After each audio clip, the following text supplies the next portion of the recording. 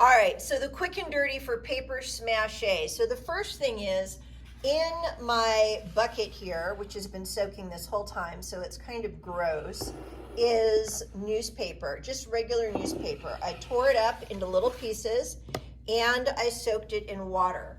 So all you need for paper smashe is a cup, okay, something, washable or disposable, your choice, a stick. This is actually just a chopstick, so, take out food for the wind.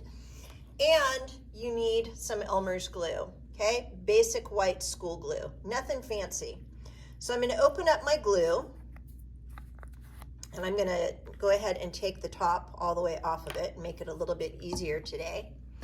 And you're just going to reach in and pull out some of your soaked paper, squeeze out most of the water, but you want to leave some water in it, okay?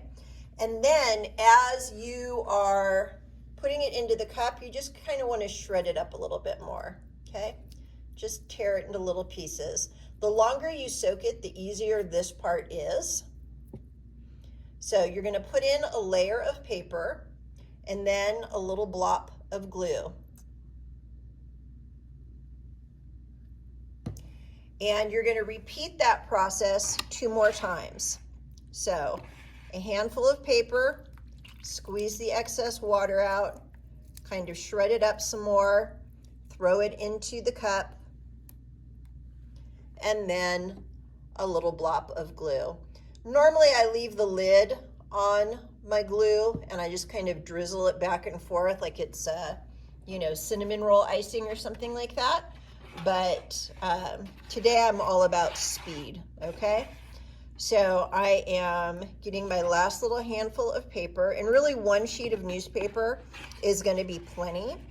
I'm making a really small little batch right now because this is just for demonstration purposes.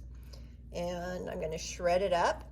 Remember that paper mache is actually from the French, and it's spelled papier, P-A-P-I-E-R, mashe, M-A-C-H-E, with the little frou-frou accent on the end of it. What it means literally is chewed paper. So that's kind of the texture you're going for, okay? Is something that you have chewed up and spit out. So I'm gonna get this out of the way. And the reason we call this paper smashe is because now comes the part where we smash it.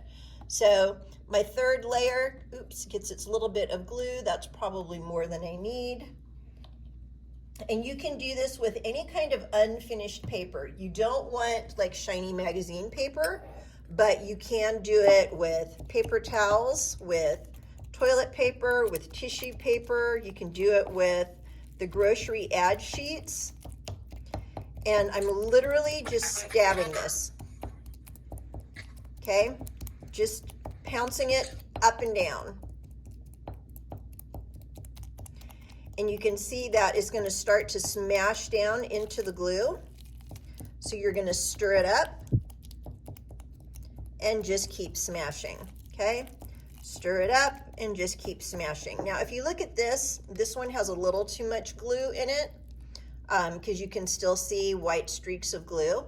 But I'm going to keep working it. I'm going to add a little more paper to it, and then it will be good to go. In fact, I have a damp paper towel right here.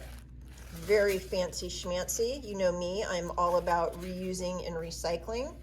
So I'm just going to get that paper towel wet, and I'm going to shred it up.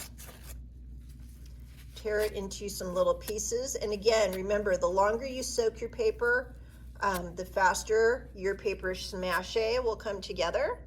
But I'm just going to throw a little bit of this in there to help absorb some of that extra glue.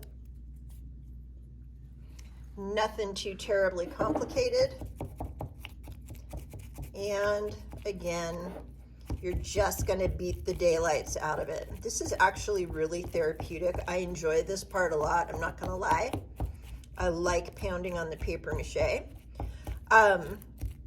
You can use a wooden spoon or a regular spoon. I usually use just a plain wooden dowel. It's about the size of a regular yellow pencil.